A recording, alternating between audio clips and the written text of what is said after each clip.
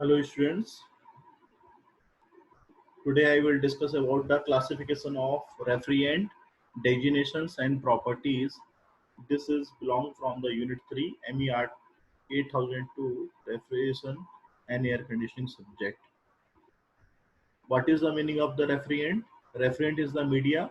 refrigerant एक ऐसा media है, फ्लूइड है जो कि यूज किया जाता है हीट ट्रांसफर पर्पस के लिए in a refrigeration system that absorb heat को एब्जॉर्ब करता है during the evaporation from the region of low temperature and pressure and releases heat during the condensation. Basically, there are the two systems, low pressure and a high pressure. Low pressure system is involved in the evaporator side and the high pressure system involved in the condenser sides. So there will be a chances of the heat absorbing in the evaporator and the heat rejection in the condenser sides. तो high temperature processor side पे heat release करता है और low temperature evaporator side में ये heat absorb करता है ताकि चीज ठंडी हो सके. How are classified the refrigerant? Refrigerant को बेसिकली दो तरीके से क्लासिफाइड किया गया है, primary refrigerant and secondary refrigerant. Primary refrigerant को जो डिस्क्राइब किया गया है use directly as a working fluid, जैसा कि नॉर्मली घरों में जो फ्रिज वगैरह रहते हैं या एसी लगे रहते हैं उसमें डायरेक्टली जो रेफ्रिजरेंट यूज होता है उसे प्राइमरी रेफ्रिजरेंट बोलते हैं. It will undergo a phase changes that is called R134A, R404A. तो यहाँ पे यदि फेस चेंज हो रही है और उसमें दो तरह के रेफरेंट यहाँ पे दिखाए गए हैं जो कि इको फ्रेंडली रेफरेंट माने जाते हैं आजकल. Because of the ozone depletion layer के कारण हमको इको फ्रेंडली रेफरेंट इस्तेमाल करने पड़ रहे हैं.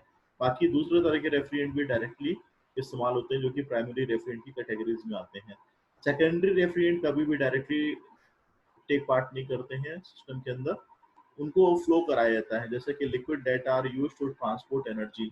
एक तरह के लिक्विड्स रहते हैं जैसे कि ब्राइन हो गया, NaCl2 हो गया, इनको यूज किया जाता है एनर्जी को ट्रांसपोर्ट कराने के लिए. यहाँ पे कोई भी फेस चेंज नहीं होती है, जैसे कि वाटर और ब्राइन इस तरह के रेफ्रिजरेंट को हम इस्तेमाल करते हैं as a secondary refrigerant. Primary refrigerant जैसा कि डिस्कस किया कि these are the refrigerant which cools the substance और space directly by the absorbing latent heat. Latent heat को एब्जॉर्ब करते हैं और वहाँ की चीज़ों को ठंडा करते हैं ताकि हम उस हीट को कहीं पे दूसरे इवेपोरेट भी कर सकें. It absorb heat during the evaporation in the evaporator and release heat engine during the condensation in the condenser side. जैसा कि हमने आपको शुरुआत में बताया, ऐसी प्रोसेस रेफ्रिजरेंट के साथ में होती है. It is also known as a direct expansion system. इसको डायरेक्ट एक्सपांसन सिस्टम भी बोला जाता है. और इस कैटेगरी में जो आती हैं चीजें वो होती है फ्रियोन, अमोनिया, SO2, CO2. ये सारी चीजें प्राइमरी रेफ्रिजरेंट की कैटेगरीज में आते हैं. These fluids provide a refrigeration by undergoing a phase change. ये जितने भी रेफ्रिजरेंट हैं ये यूज करते हैं पूरे रेफ्रिजरेशन साइकिल में, तो उस दौरान फेज चेंज होती है और प्रोसेस चेंज होती है. Classification of the primary refrigerant. Primary refrigerant को किस तरीके से क्लासिफाइड कर सकते हैं?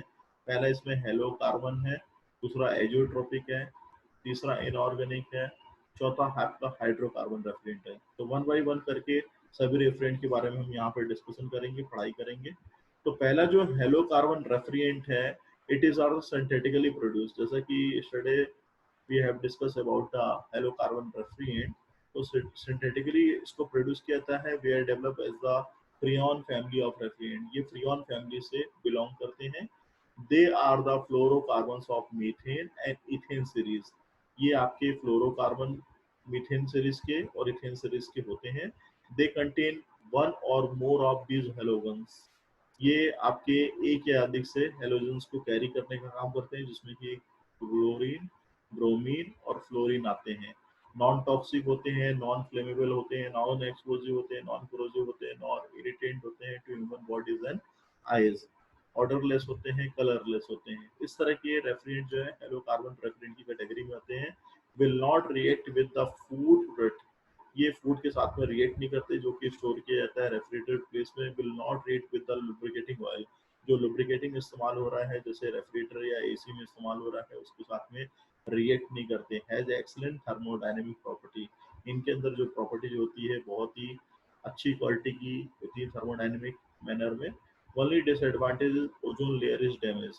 ओजोन लेयर को नुकसान पहुंचाने का काम करते हैं, इसलिए इसका कम से कम इस्तेमाल होता है। Example CFC R11, R12, R113, R114, R115, SCFC R22, R123, HFCs R134A, R404A, R407C, R410A।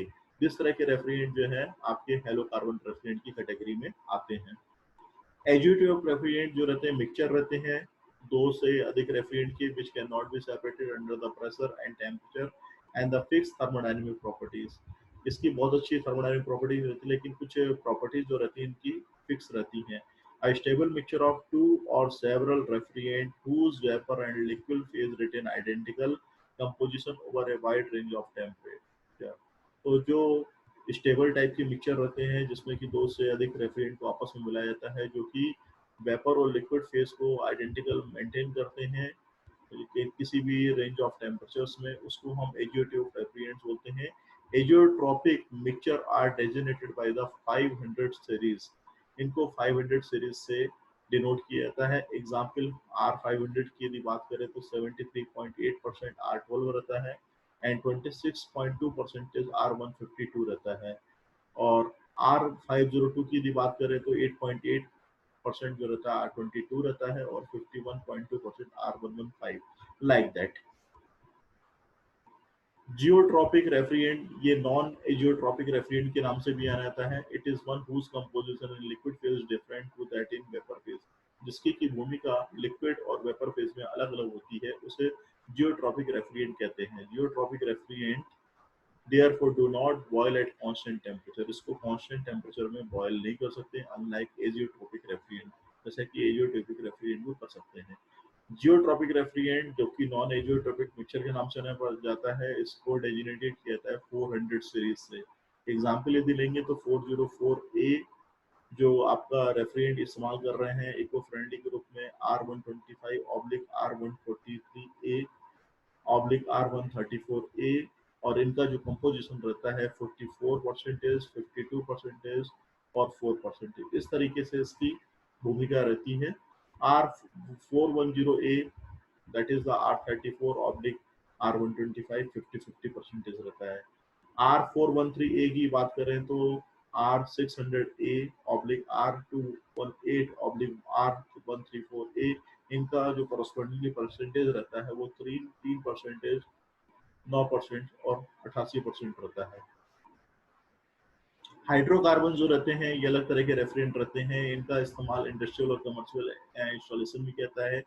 दे पोसेसेस सैटिस्फैक्टरी थर्मोडायनेमिक प्रॉपर्टीज। ये थर्मोडायनेमिक प्रॉपर्टीज को प्रोसेस करते हैं, रखते हैं अपने अंदर, बट हाईली फ्लेमेबल और एक्सप्लोसिव होते हैं।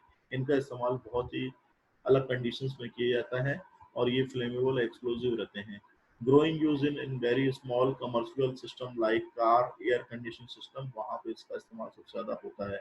एग्जाम्पल के रूप में लें तो ये इसकी सीरीज जो रहती है R170 ईथेन के रूप में, C2H6 R290 के रूप में, प्रोपेन C3H3 R600 के रूप में, ब्यूटेन C4H10 के रूप में, R600A आइसोब्यूटेन के रूप में, C4H10 blends of the above gases के रूप में इसकी भूमिका रहती है। Secondary refrigerant in the refrigeration plant, a secondary coolant is used as a cooling medium which absorb heat from the refrigerated space and transfer to the primary refrigerant in the evaporator substance that take away heat from the medium to be cooled and give it to the boiling refrigerant and called the secondary refrigerant। they do not change their physical condition। physical conditions यहाँ पे change नहीं होती है, जैसा कि हमने शुरुआत वाली स्लाइड में आपको बताया था। secondary refrigerant also known as the under the name brines or antifreezes। brines वगैरह इसी कैटेगरी में आती हैं। the refrigerant are the brine which is used as the intermediate fluid between the evaporator and the substance or the space to be cooled। they cool the substance and the space by absorbing their sensible heat। Sensible heat को absorb करके उस substance को cool करते हैं। Also called indirect expansion system. ये indirect expansion system की category में आते हैं। तो example brine solution made of the calcium chloride और sodium chloride. Water can not be use as a secondary refrigerant because जो वाटर रहता है 0 डिग्री सेंटीग्रेड में it becomes ice and circulation it is not possible। in the brine solution CaCl2 is much preferred। it is very costly रहता है CaCl2 को NaCl2 को इस्तेमाल करते हैं as a secondary refrigerant, but it will be very costly. Designations of the refrigerant market में दी जाते हैं, तो रेफ्रिजरेंट को पहचानने का तरीका क्या होता है? American Society of Refrigeration Engineers ने, एसआरए ने डेवलप किया इनके लिए डेजिनेशंस। तो we have separate series for the halogenated refrigerant and other types, जितने भी रेफ्रिजरेंट है उनके लिए डेजिनेशन का अलग अलग तरीका बताया गया है। These are represented by a 3 digit nomenclature. 3 digit nomenclature की रहती है। फर्स्ट डिजिट जो रहती है रिप्रेजेंट करती है नंबर ऑफ कार्बन एटम को in the compound -1. The second digit stands for the number of hydrogen atoms +1, while the third digit stands for the number of the fluorine atoms. The remaining atoms are the chlorine. तो इस तरीके से इसका designation किया जाता है, जो कि आप देखेंगे। तो जो रेफ्रिजरेंट को डेजिनेट किया गया है वो लार्ज नंबर ऑफ रेफ्रिजरेंट है। ऐसा तो है नहीं कि एक या दो रेफ्रिजरेंट है। जैसा कि क्लासिफिकेशन ऑफ रेफ्रिजरेंट आपने देखा, हेलोकार्बन, एजियोट्रोपिक, जियोट्रोपिक और हाइड्रोकार्बन रेफ्रिजरेंट इस्तेमाल किए जाते हैं, उनका डेजिनेशन इन्हीं की बेस पे किया जाता है। जनरली रेफ्रिजरेंट को डेजिनेट जो कहता है लेटर आर के द्वारा किया जाता है। ये लेटर आर जो है followed by a unique number. ये आर जो है यूनिक नंबर कहलाता है। वेरियस रेफ्रिजरेंट यूज किए जाते हैं। Designations of the refrigerants, number of the carbon atoms in R22 C -1, जैसा कि बताया है फार्मूले के हिसाब से। यहाँ पे कार्बन का जो एटम है 1 है। Number of hydrogen atom R22 +1 करेंगे तो हाइड्रोजन एटम 1 है। Number of fluorine atoms in R22 2 है। F is equal to 2. Since there is only one carbon atom in the compound, this compound has a originate from the methane series CH4.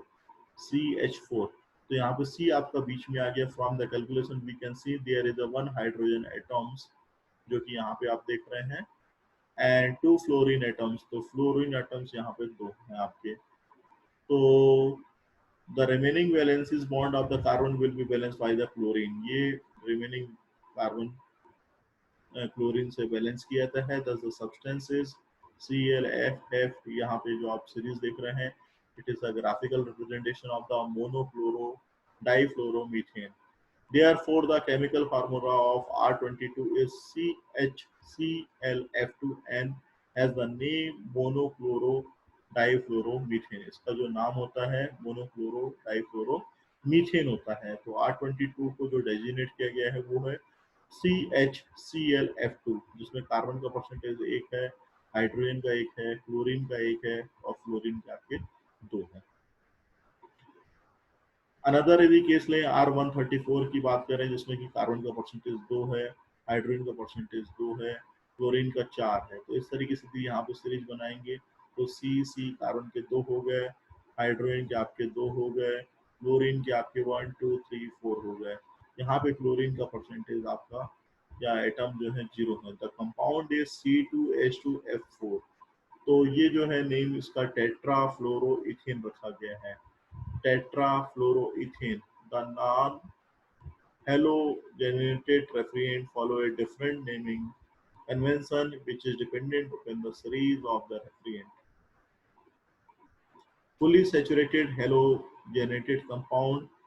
So these refrigerants are derivative of the alkanes such as methane, ethane. These refrigerants are designated by the R, X, Y, Z, where X plus 1 indicate the number of carbon atoms, Y minus 1 indicate the number of hydrogen atoms, Z indicates the number of the fluorine atoms. The balance indicates the number of the fluorine atoms. Only 2 digits indicate that the value of X is 0. Example R22 की यदि बात करें तो x equal to 0, y equal to 2, z equal to 2। तो number of carbon atoms equal to 0 plus 1 equal to 1, derivative of the methane y is equal to 2, number of the hydrogen atom equal to 2 minus 1 equal to 1, z is equal to 2, number of the fluorine atoms equal to 2. The balance is equal to 4 minus of number of hydrogen plus fluorine atoms is equal to 4 minus of 1 minus of 2 is equal to 1. Number of fluorine atoms equal to 1. The chemical formula of R22 is equal to CHClF2, जैसा कि हमने देखा था।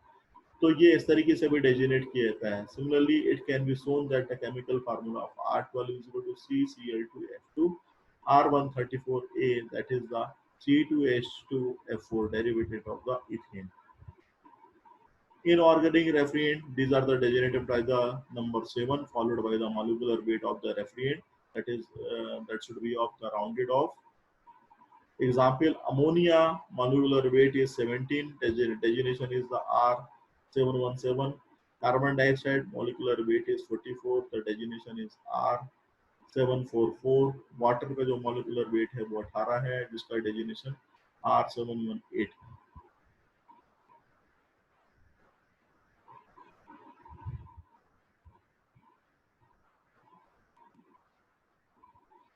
What are the thermodynamic properties of the refrigerant? एक refrigerant के लिए thermodynamic properties क्या क्या होती हैं? तो पहली प्रॉपर्टीज पे यदि नजर डालें तो बॉइलिंग और कंडेंसिंग टेम्परेचर और प्रेशर होती है, फ्रीजिंग टेम्परेचर होती है, क्रिटिकल टेम्परेचर होती है, डिस्चार्ज टेम्परेचर होती है, लेटेंट हीट ऑफ वेपोराइजेशन होती है, स्पेसिफिक हीट होती है, डेंसिटीज होती है, विस्कोसिटी होती है।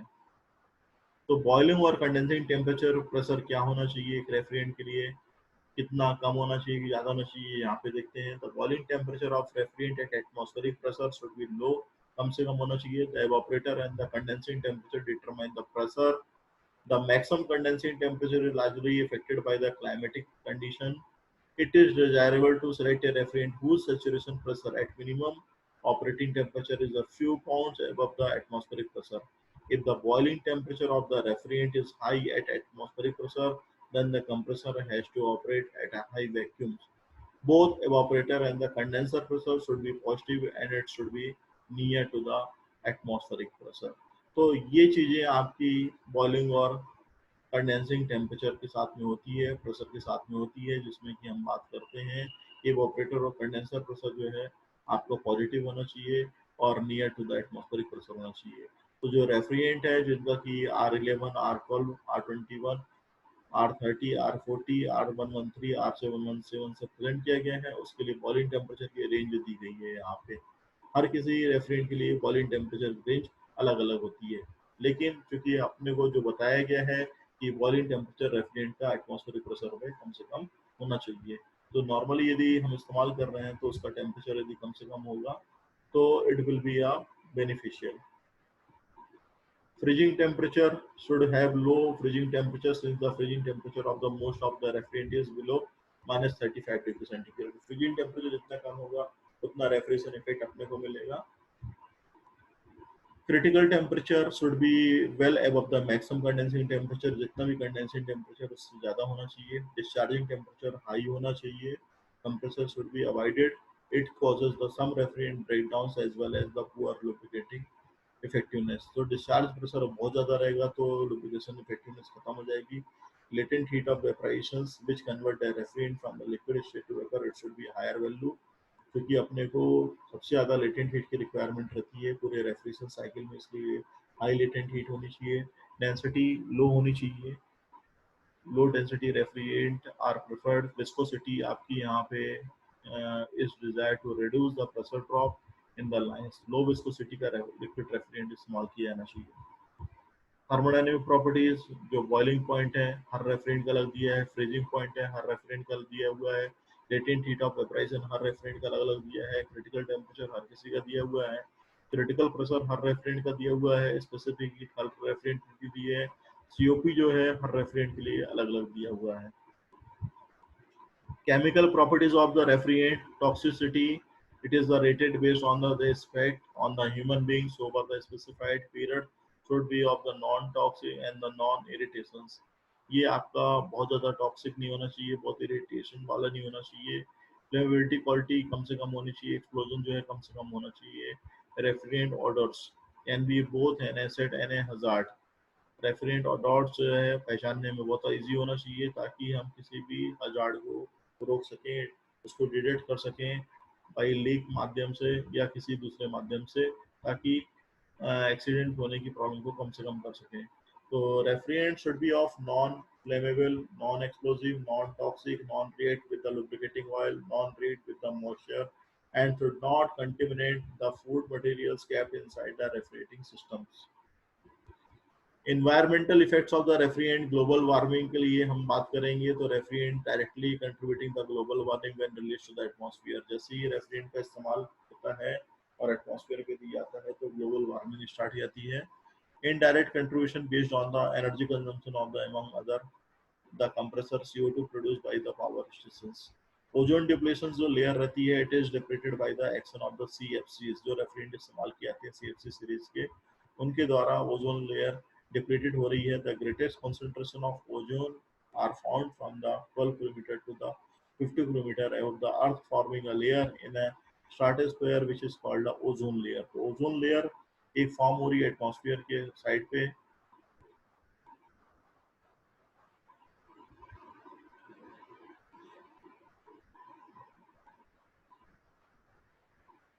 ओजोन लेयर का डिप्लेशन यहाँ पे दिखाया गया कि अल्ट्रावायलेट किरणें जो ए और बी कैटेगरी की रहती हैं तो ये अल्ट्रावायलेट किरणें डायरेक्टली सन से आती हैं और ओजोन लेयर से होकर अर्थ सरफेस पे पहुंचती हैं. तो यदि ओजोन लेयर जो है उसमें यदि होल प्रोवाइड कर दिया जाएगा तो ये ozone layer directly earth surface पे आएगी जिसका कि बैड इफेक्ट होगा ह्यूमंस की बॉडीज को. कैंसर वगैरह होते हैं, प्रॉब्लम्स आती हैं ह्यूमन बॉडीज को. तो उसको प्रोटेक्शन करने के लिए ओजोन लेयर को पूरी तरीके से बना रहना चाहिए, उसको ब्रेक नहीं होना चाहिए, डिप्लेशन नहीं होना चाहिए उसका. तो इस तरीके से ओजोन लेयर को हमें बचाने के लिए इको फ्रेंडली रेफ्रिजरेंट का इस्तेमाल करना चाहिए. यहाँ पे आप जो देख रहे हैं कार्बन सीरीज से जो निकल रहे हैं CFC मॉलिक्यूल्स तो ये ओजोन लेयर को डिप्लीट करने का काम करते हैं. The molecules left behind are the chlorine monoxide and the oxygen. CFC plus irradiated with the ultraviolet rays, free chlorine, Cl plus ozone, that is the CiO plus oxygen, CiO plus O, that is the Cl plus oxygen. इस तरीके से ultraviolet की जो radiation रहती हैं आपकी CFC radiations पे hit करती हैं. Chlorine atoms breaks away, chlorine atoms hits ozone molecules. Chlorine atom take one oxygen atom to form chlorine monoxide and one molecules of the oxygen. Oxygen atoms hits chlorine monoxide molecules. Two oxygen atoms forms an oxygen molecules. Chrome atoms is free and repeats the depletion process. The carbon atoms, chlorine atoms, and the oxygen atoms. The health and the environmental concern caused by the breakdown of the ozone layer include the increase in skin cancer, suppression of the human immune response system, increase in the cataracts, damage to the crops, damage to the aquatic organism, increase in the global warming. Other important terms, ozone depletion potential जिसे ODP के नाम से जानते हैं according to the protocols, the ODP of the refrigerant should be of 0. This should be a non-ozone depleting substance. Refrigerant having the non-zero ODP have either already been phased out, that is the R11, R12, or will be phased out in near future R22. Since ODP depends mainly on the presence of chlorine or bromine in the molecules, refrigerant having the either chlorine, CFCs and the SCFCs or bromine cannot be used under the new regulations. Global warming potential GWP के नाम से जाना जाता है और अगला है total equivalent warming index जो कि TEWI के नाम से जाना जाता है. तो refrigerant should have as a low GWP value as possible to minimize the problem of global warming. Refrigerant with the zero ODP but have a high value of GWP likely to use R134 to be regulated in the future. यदि GWP ज़्यादा है और ODP कम है तो उस case में आपका R134 eco friendly refrigerant को इस्तेमाल करना चाहिए. फिर अगला आता है total equivalent warming index TEWI. The factor TEWI consider both direct due to the release into the atmosphere and indirect through the energy consumption contributors of the refrigerant to global warming. Naturally, the refrigerant which has a low value of TEWI are preferable from the global warming point of view. क्योंकि आपको यहाँ पे पता चला कि TEWI दो चीजों से मिलकर बनता है, डायरेक्ट और इनडायरेक्ट. तो डायरेक्ट में रिलीज जो कि डायरेक्टली हो रही है एटमॉस्फेयर पे और इनडायरेक्ट में थ्रू द एनर्जी कंजम्पशन के थ्रू हो रही है. इस हिसाब से देखेंगे तो इसकी वैल्यू कम से कम होनी चाहिए from the global warming point of view. Future industrial refrigerant की बात करेंगे तो ये CFC सीरीज के आते हैं, हाइड्रोक्लोरोफ्लोरोकार्बन सीरीज के रहते हैं, हाइड्रोफ्लोरोकार्बन HFC सीरीज के रहते हैं, हाइड्रोकार्बन के सीरीज के रहते हैं। After the finding that CFC and to a lesser extent SCFC deplete the ozone layer over the 100 countries adopted Montreal Protocol of 1987 to phase out CFC in the year 2000 and SCFC by the year 2030। Future industrial refrigerant जो होते हैं वो replacement किए जाते हैं R12 के, जिससे कारण की बहुत ज़्यादा नुकसान हो रहा था ओजोन लेयर को। R3134 जो कि टेट्राफ्लोरोमीथेन भी कहलाता है, ये इको फ्रेंडली रेफ्रिजरेंट है। इट्स बॉइलिंग पॉइंट इज -26.15 और जो उसका क्लोजिंग बॉइलिंग पॉइंट होता है R12 का वो -29 होती है एटमॉस्फेरिक प्रेशर में। Since the refrigerant R134 has a no chlorine atom, therefore this refrigerant has a zero ozone depleting potential and has 74% less global warming potential as compared to the R12. Next to the slide, future industrial refrigerant replacement for the R11 trichlorofluoromethane R123 dichloro trifluoroethane CF3 CHCl2. It has about 4.3 degrees centigrade higher boiling point than R11. It is therefore a lower pressure replacement for the R11, thus having a large specific volume of suction vapor. Hence, it is usually result in 10 to 15% reduction in capacity if it is used in existing R11 centrifugal compressor.